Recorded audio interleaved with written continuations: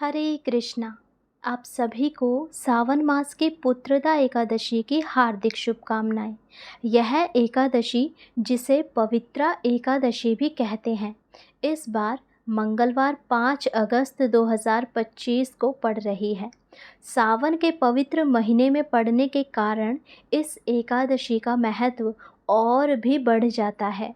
यह पर्व आपकी सूनी गोद को भर सकता है और आपके मन की हर मुराद पूरी कर सकता है। तो आइए जानते हैं इस पावन एकादशी से जुड़े कुछ महत्वपूर्ण समय और तिथियां। एकादशी तिथि का आरंभ होगा 4 अगस्त 2025 सोमवार सुबह 11:41 पर और इस तिथि का समापन होगा 5 अगस्त 2025 मंगलवार को दोपहर 1:12 पर। एकादशी का व्रत उदया तिथि के अनुसार होता है, यानी कि जब सूर्य उदय हो उस समय जब एकादशी तिथि उपस्थित हो उसी दिन एकादशी का व्रत रखा जाता है। तो इस बार पुत्रदा एकादशी का व्रत 5 अगस्त 2025 मंगलवार को रखा जाएगा। इस दिन ब्रह्म मुहूर्त का समय रहेगा सुबह 4:20 से सुबह 5:02 पर और इस दिन सूर्य उदय का समय रहेगा सुबह 5:45 पर और इस दिन सूर्य अस्त का समय रहेगा 7:09 पर। प्रातःकाल पूजा का समय 5 अगस्त को सुबह 4:41 से सुबह 5:45 तक रहेगा और शाम को पूजा का समय 5 अगस्त को शाम 7:09 से रात 8:13 तक रहेगा। इस दिन रवि योग भी बन रहा है जो सुबह 5:45 से सुबह 11:23 तक है और इस दिन अभिजीत मुहूर्त दोपहर 12 बजे से दोपहर 12:54 तक है। अगले दिन यानी कि 6 अगस्त को एकादशी व्रत का पारण किया जाएगा।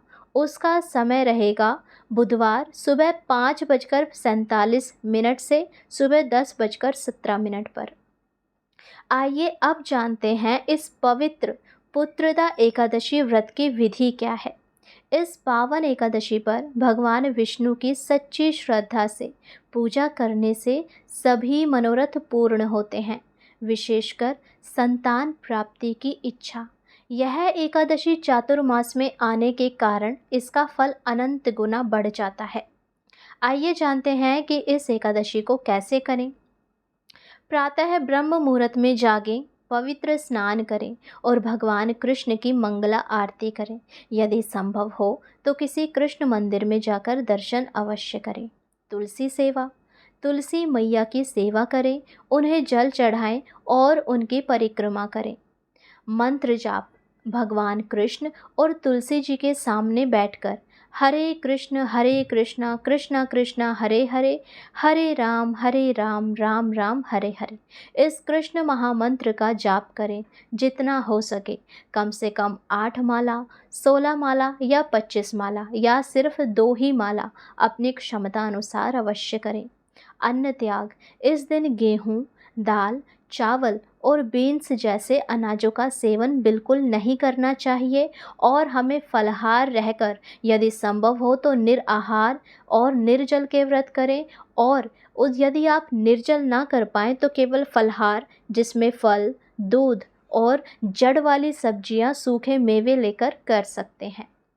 आध्यात्मिक ध्यान, अपना ध्यान पूरी तरह से आध्यात्मिक गतिविधियों पर केंद्रित करें।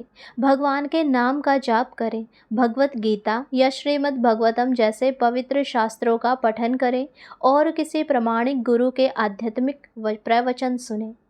व्रत का पारण, अगले दिन यानी द्वादशी को निर्धारित पारण समय के भीतर व्रत खोलें। पारण से पहले भगवान से प्रार्थना करें और यदि संभव हो तो किसी ब्राह्मण या वैष्णव को भोजन करें और दान अवश्य दें। पुत्रदा एकादशी के विशेष संयोग, इस एकादशी के साथ कई और शुभ संयोग भी जुड़ते हैं जो इसे और भी खास बनाते हैं। जैसे कि झूलन यात्रा का प्रारंभ। इसी पुत्रदा एकादशी से भगवान राधा और कृष्ण की मनमोहक झूलन यात्रा भी शुरू होती है। यह उत्सव 5 दिनों तक चलता है और पूर्णिमा पर समाप्त होता है, जिसे बलराम पूर्णिमा या रक्षाबंधन कहते हैं। मंगला गौरी व्रत। सावन के मंगलवार को पड़ने वाला मंगला गौरी व्रत भी इसी एकादशी के साथ आता है।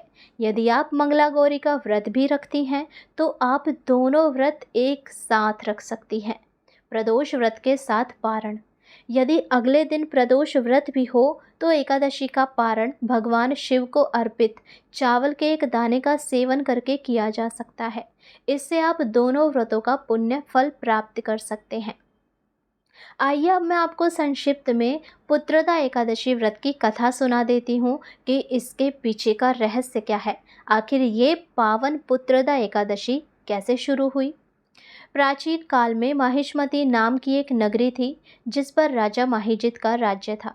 राजा बहुत ही धर्मपरायण और प्रजापालक थे, लेकिन उन्हें कोई संतान नहीं थी। इस कारण वे हमेशा दुखी रहते थे।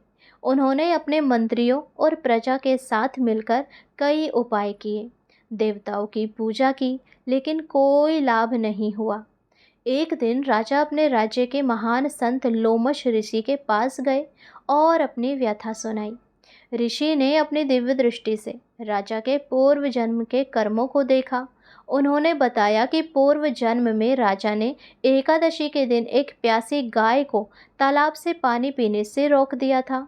इसी पाप के कारण उन्हें इस जन्म में संतान का सुख नहीं मिल रहा है। ऋषि लोमश ने राजा को श्रावण मास की पुत्रदा एकादशी का व्रत करने की सलाह दी। उन्होंने बताया कि इस व्रत को विधि विधान से करने पर भगवान विष्णु प्रसन्न होते हैं और संतान प्राप्ति का आशीर्वाद देते हैं। राजा महिजित ने ऋषि के वचनों पर विश्वास किया और अपनी रानी के साथ पुत्रदा एकादशी का व्रत रखा। उन्होंने पूरी निष्ठा और भक्ति से भगवान विष्णु की पूजा की, रात भर जागरण किया और अगले दिन व्रत का पारण किया। इस व्रत के पुण्य प्रभाव से कुछ समय बाद रानी गर्भवती हुई और उन्होंने एक तेजस्वी पुत्र को जन्म दिया। राजा और रानी की खुशी का कोई ठिकाना नहीं रहा। तब से यह एकादशी संतान सुख की कामना करने वाले दंपतियों के लिए अत्यंत महत्वपूर्ण मानी जाती है। यह कथा हमें सिखाती है कि सच्ची श्रद्धा और विधि पूर्वक किए गए व्रत का फल अवश्य मिलता है। यदि आप भी संतान सुख की कामना करते हैं या जीवन में किसी भी मनोकामना की पूर्ति चाहते हैं तो इस पुत्रदा एकादशी का व्रत अवश्य करें। इस पावन अवसर पर भगवान विष्णु की कृपा आप सभी पर बनी रहे। आपके जीवन में सुख समृद्धि और संतान का सुख का आगमन हो। हरि बोल।